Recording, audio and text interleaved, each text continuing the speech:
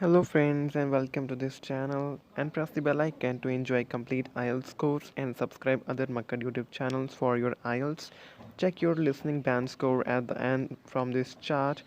This conversation is between two people, Tom and Mary, who are choosing radios, televisions and telephones in an electronics shop. Listen to the conversation and decide which of the items in the picture, A, B, C or D, they are going to buy. First, you have some time to look at questions 1 to 4.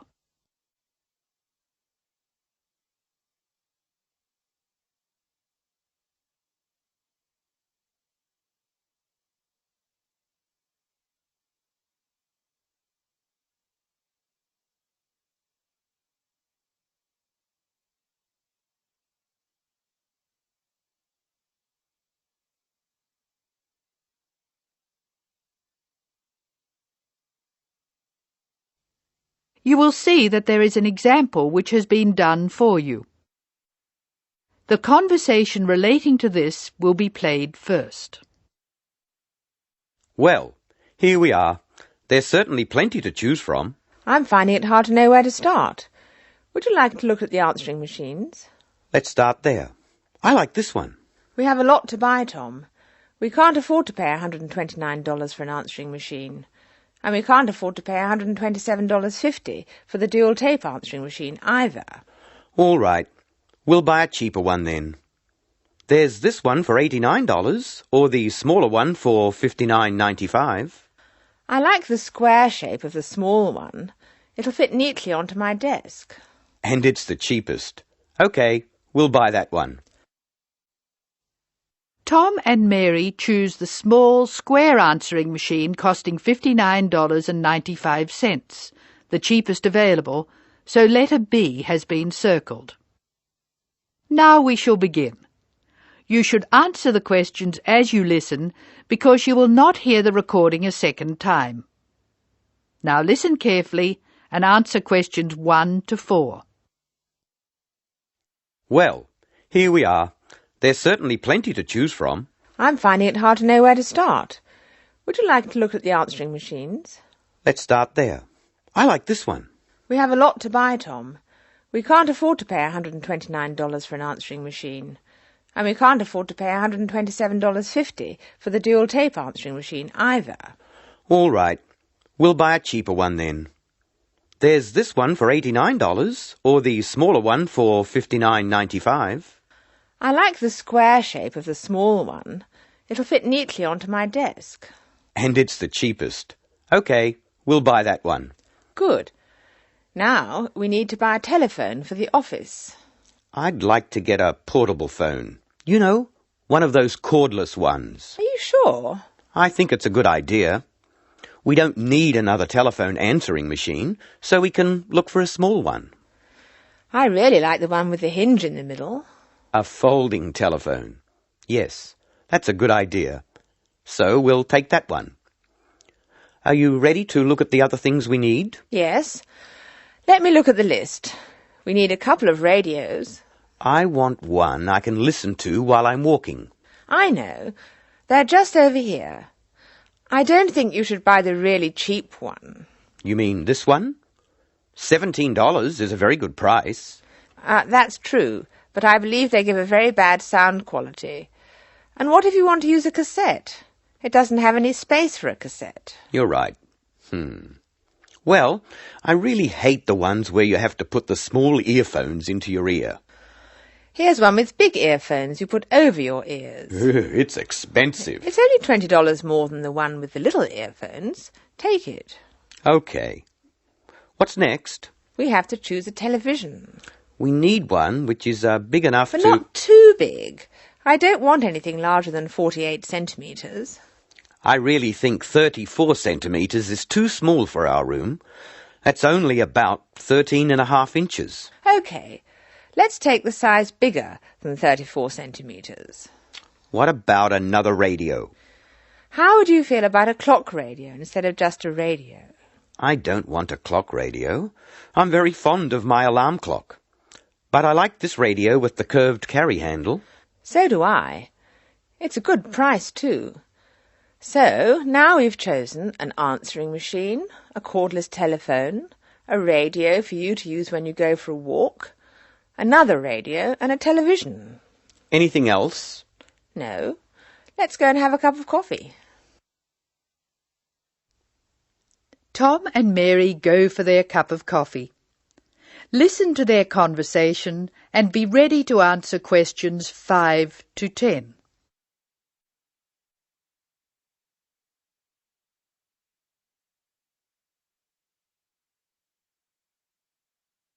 Now listen to the conversation between Tom and Mary and answer questions 5 to 10. Write no more than 3 words for each answer. Shopping's hard work. I'm glad it's over. Do you want to go home now? Yes, I think I'll take the things we bought home. OK. I'll go to the office. I've got lots to do.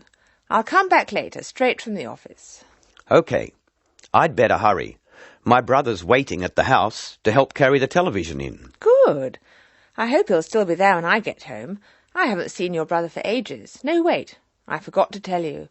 I'll be late home tonight. I've got a meeting at 5 o'clock. When do you think it will end? I'm not sure. Still, I should be home by 8. If I think I'll be later than 8 o'clock, I'll call you. OK. It's nice now that your office is in City Square. You don't have to travel very far at all. I certainly appreciate it. Taxi drivers always know where City Square is, too. By the way, are you going to watch People Are Funny on TV tonight? What did you say? What TV show? Oh, People Are Funny. Of course I am. I'll tell you what happened when you get home. I need something to laugh at.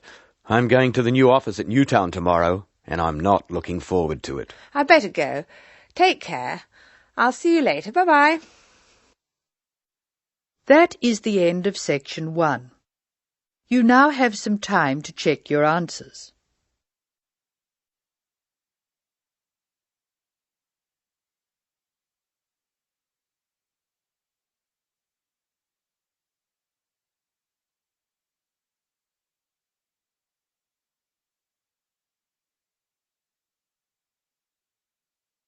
Now turn to section 2. Section 2. You are going to hear a student arranging to transfer between English classes. She is leaving a message on the language department's answering machine. The student's name is May Lee. First look at questions 11 to 17.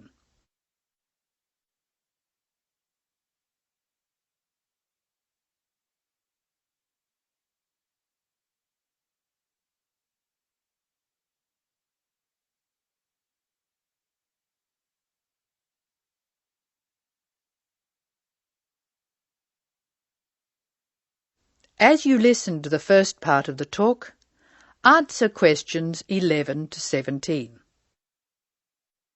Hello, this is May Lee speaking. This message is for Mrs. Brooks in Student Affairs.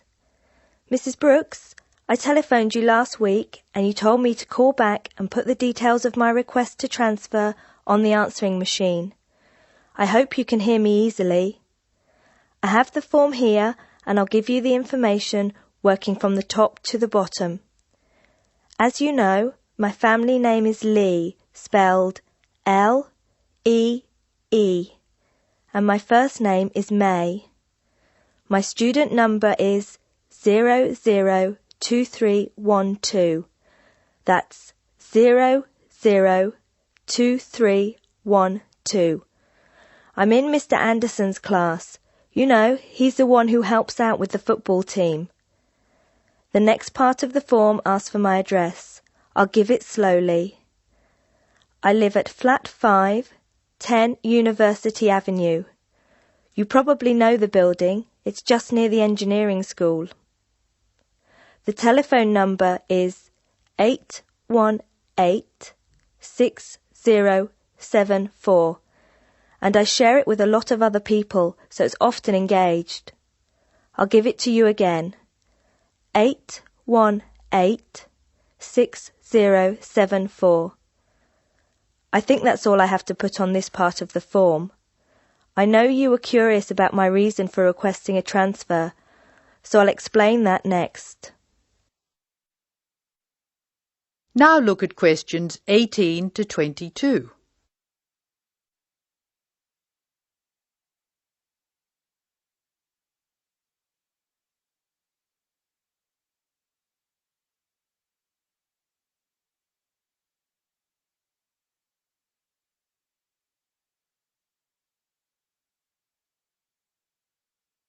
As Mei Lee continues her message, answer questions 18 to 22. Now I'll tell you why I want to transfer between classes. Mrs. Brooks, I really like my teacher and my classmates, but I find it very hard not to speak in my own language. I just begin to think in English when the class ends, and I'm surrounded by other people from my country, so it's natural that we all speak in our mother tongue. I have been looking around for a class where there are very few other people from my country, so I'll be forced to use English. The best class I can find is the evening class, which begins at 6 p.m. Most of the students in that class come from countries which speak Spanish, and I can't speak a word, so I must use English. I have an Italian friend in the class, and she tells me there are 2 Hong Kong Chinese, 6 Spanish speakers, and 1 Japanese student. She says most people speak English at the break, although sometimes the Spanish slip into their own language. I checked the class list, and 2 students have dropped out of the evening class, so there should be room for me. Could you please see if I can join the class? I'm not sure what the class number is, but the evening class I want is in room 305 of the Trotter Building. The class I'm in now is next door to the Trotter Building in Prince Tower, so it's very easy for me to find my way to the new class. I'm not going home until late today, so could you please leave a message for me at my friend Margaret's house? Her number is 812-7543, and she has an answering machine. I do hope you can transfer me, Mrs. Brooks. If there is any more information you need, please call me. Thank you very much. That is the end of section 2. You will now have some time to check your answers.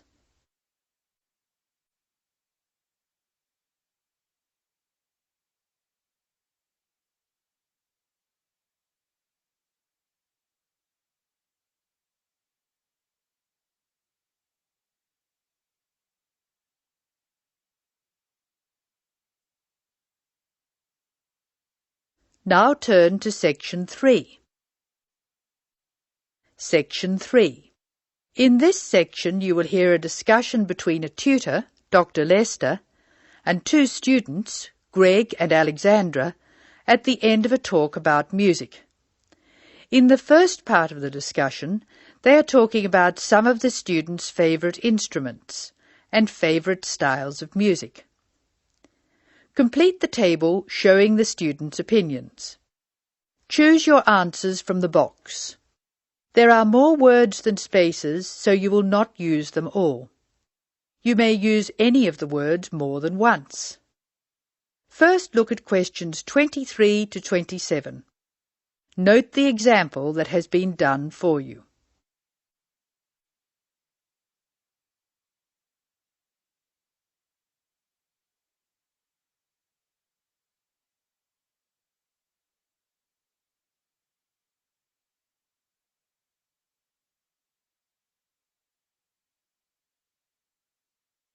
Now listen to the first part and answer questions 23 to 27.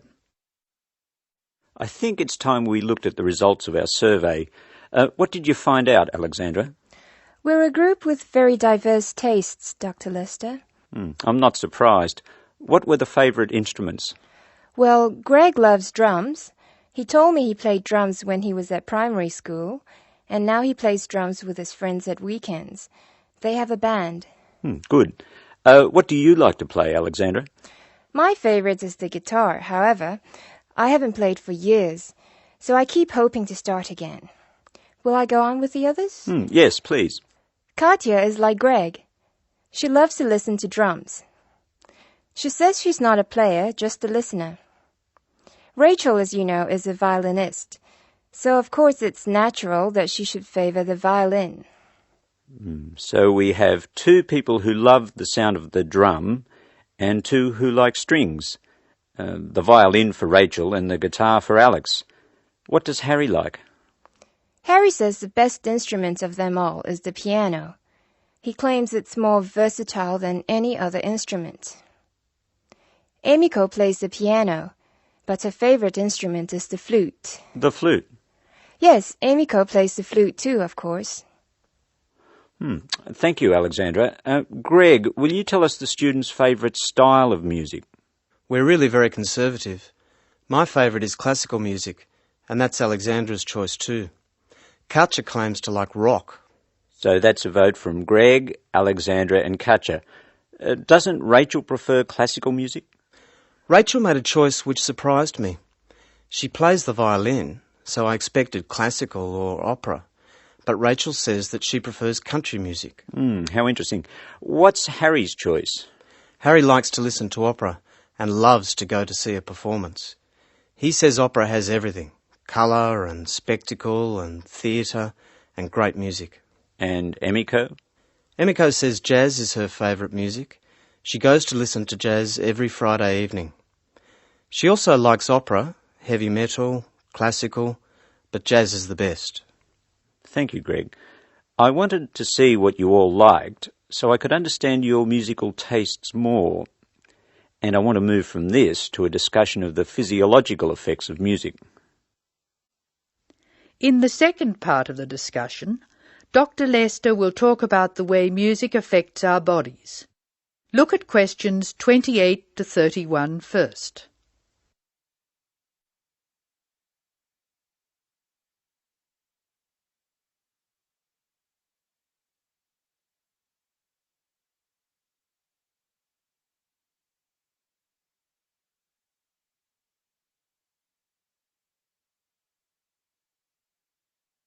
As you listen to the discussion, complete the sentences. For the purposes of this discussion, I'm going to divide music roughly into two types. Music which stimulates us and music which calms us. It seems that music which stimulates us gives rise to actual changes in our bodies. We listen to exciting music and our hearts beat faster, our blood pressure rises, and our blood flows more quickly. In short, we're stimulated. Soothing music, however, has the opposite effect. We relax and let the world go by. Our heart beats more gently, our blood pressure drops, and we feel calm. Alexandra, can you think of things which help us to relax? Gentle rhythms? Yes, in part. The melodies which help us to relax are smooth-flowing and often have repeated rhythms. These rhythms are constant and dynamic, a little like the crash of the sea on the beach. Their very predictability is sedating, relaxing. By contrast, very loud, discordant music with unpredictable rhythms and structures excites and stimulates us. These two generalizations about the differences between music which stimulates and music which soothes are true as far as they go, but they are far from conclusive. We still have a lot of research to do to find out what, for instance, people of different cultures hear and feel when they listen to music. This department is taking part in a continuing study on the influence of culture on musical perception, and we'll talk about that more next week. That is the end of section 3. You will now have some time to check your answers.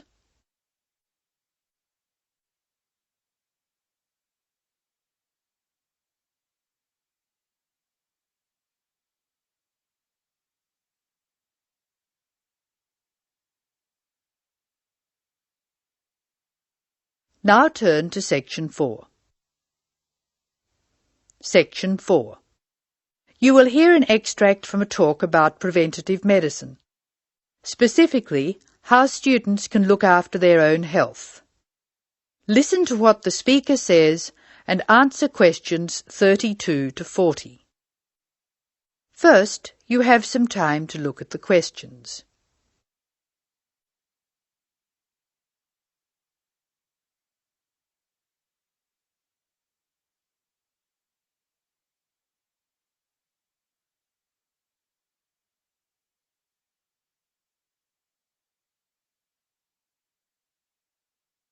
Now listen carefully and answer questions 32 to 36. Good morning. I'm Dr. Pat Parker, and I'm here to talk to you about preventative medicine in its widest and most personal aspects. In other words, I'm here to tell you how the patient should wrest control of their health away from the practitioners of medicine and take charge of their own medical destiny. I want to talk about staying out of the hands of the doctor. When the patient takes responsibility for her or his own health, and let's decide the patient is male for now, men are in fact more at risk than women anyway, when the patient takes over his own health regime, he must decide what he wants to do. The first thing, of course, is to give up the demon nicotine. Smoking is the worst threat to health, and it's self-inflicted damage. I have colleagues who are reluctant to treat smokers. If you want to stay well, stay off tobacco and smoking in all its manifestations. Our department has recently completed a survey of men's health. We looked at men in different age groups and occupations, and we came up with a disturbing insight. Young men, particularly working-class men, are at considerable risk of premature death because of their lifestyle. As a group, they have high risk factors. They drink too much alcohol, they smoke more heavily than any other group, their diet is frequently heavy in saturated fats, and they don't get enough exercise. We then did a smaller survey in which we looked at environmental factors which affect health. I had privately expected to find air or water pollution to be the biggest hazards, and they must not be ignored. However, the effects of the sun emerged as a threat which people simply do not take sufficiently seriously. Please remember that too much sunlight can cause permanent damage. Given this information, and the self-destructive things which people, particularly young men, are doing to themselves, one could be excused for feeling very depressed. However, I believe that a well-funded education campaign will help us improve public health standards and will be particularly valuable for young men. I'm an optimist. I see things improving, but only if we work very hard. In the second part of the talk, I want to consider different things that you as students can do to improve your fitness. Now answer questions 37 to 40. So now I'd like to issue a qualification to everything I say. People will still get sick, and they will still need doctors. This advice is just to reduce the incidence of sickness. It would be great if disease were preventable, but it's not. However, we have power. In the late 80s, the Surgeon General of the United States said that 53% of our illnesses could be avoided by healthy lifestyle choices. I now want to discuss these choices with you. You should try to make keeping fit fun. It's very hard to go out and do exercises by yourself. So it's wise to find a sport that you like and play it with other people. If you swim, you can consider scuba diving or snorkeling. If you jog, try to find a friend to go with. If you walk, choose pretty places to walk or have a reason for walking. Your exercise regime should be a pleasure, not a penance. The university is an excellent place to find other people who share sporting interests with you, and there are many sports teams you can join. This, unfortunately, raises the issue of sports injuries, and different sports have characteristic injuries. As well as accidental injuries, we find repetitive strain injuries occurring in sports where the same motion is frequently performed, like rowing and squash. The parallel in working life is repetitive strain injury which may be suffered by typists or other people who perform the same action hour after hour, day after day. In this context, therefore, the most important thing to remember before any sport is to warm up adequately. Do stretching exercises and aim at all times to increase your flexibility. Be gentle with yourself and allow time to prepare for the game you have chosen to play. Don't be fooled by the term warm-up, by the way. It's every bit as important to do your warm-up exercises on a hot day as on a cool one. I think one of the most sensible and exciting developments in the reduction of injury is the recognition that all sports can borrow from each other. Many sports programs are now encouraging players to use cross-training techniques. That is, to borrow training techniques from other sports. Boxers have been using cross-training for years, building up stamina by doing road work and weight training while honing their skills and reflexes. Other sports, which require a high level of eye-hand coordination, are following this trend. So, you see table tennis players running and jogging to improve their performance, and footballers doing flexibility exercises, which can help them control the ball better.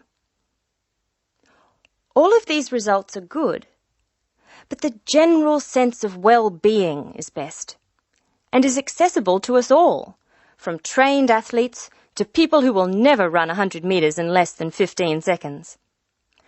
Good health is not only for those who will achieve athletic greatness. That is the end of section 4.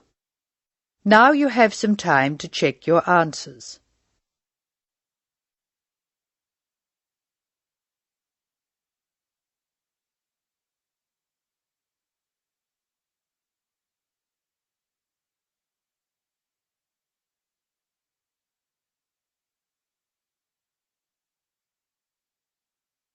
That is the end of listening practice 2.